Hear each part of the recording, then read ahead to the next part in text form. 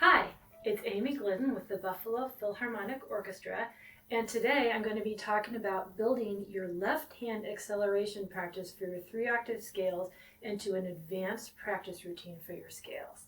So, you need your violin, you need your metronome, and you need to have consistent fingerings that you're familiar with for your 3-octave scales.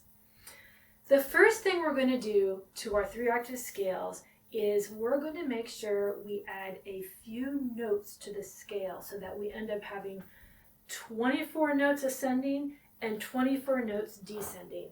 There are a couple of different ways to do that. The way I do it, and the way I learned when I was younger from my Carl Flush scale book, is to play the tonic of the scale, in this case G major, so G, then go up a third to B, go back down to G, and then go back up the scale.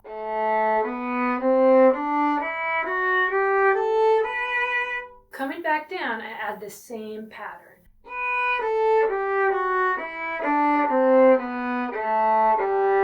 Up to B, A, G. All right, so now I have a 3-octave scale that has 48 notes in it. You notice that's divisible by 2 or 3. So I can slur 2, 3, 4, 6, 8, 12, and I can work on all sorts of advanced patterns to build flexibility, speed, strength in my left hand. So I'm going to start by putting my metronome on quarter equals 60 and playing this scale in slur 2 quarter notes.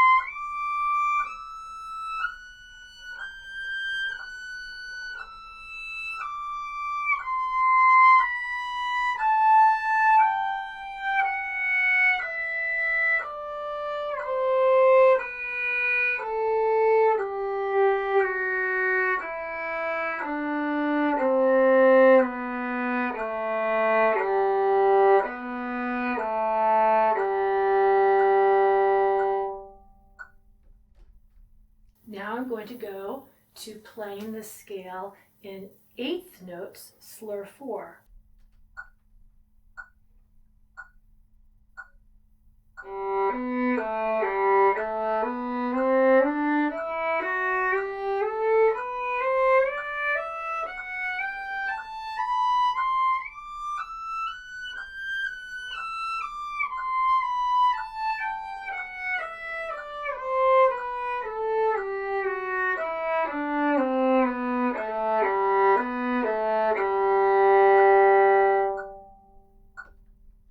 Three to a click, 6 to a bow.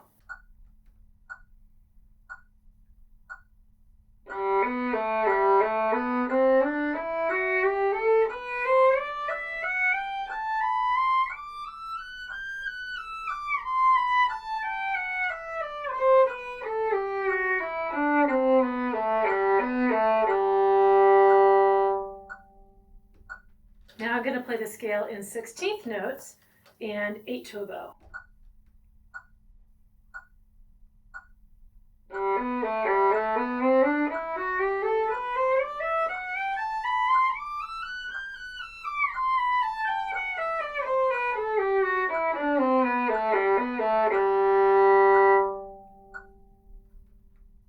All right, I'm going to play that 8 to a bow, and then I'm going to go 12 to a bow, and this time I'm not going to stop in between so that you can see how you can tie these together into a long continuous loop, which is great exercise for your left hand.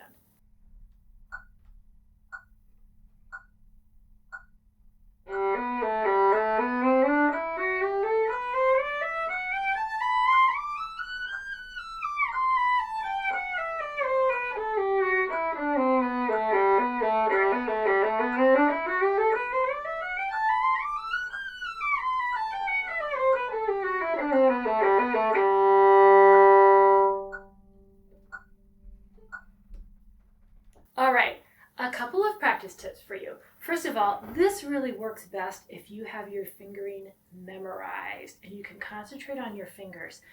Another tip is sometimes when you're building up your patterns, it can be very hard to suddenly put 4 in a bow, 6 in a bow, 8 in a bow. One of the things that can help you do this is if you actually play the notes in the rhythms that I'm recommending, but don't slur them the first time you do it. Just get used to the rhythm of your fingers. So for instance, when we do 4 to a bow, which is eighth notes, 2 to a click. If you're having trouble playing that tempo, just play it with separate bows first.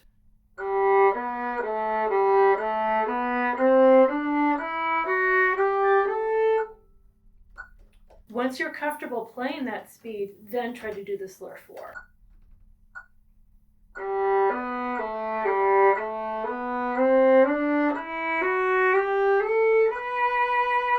Okay. In the slower tempos, once you're comfortable, it's great to have vibrato and to try to vibrato every note. Also, it really doesn't matter if you use fourth fingers or open strings. I like to use my fourth finger to get as much training in there for my fourth finger as I can. And this would be something that would just depend on what your scale fingering is. I'm going to include some resources to scale books and scale fingerings, as well as a printout of what these rhythms look like, along with this video. So happy practicing and good luck with your left hand acceleration and your 3-octave scales.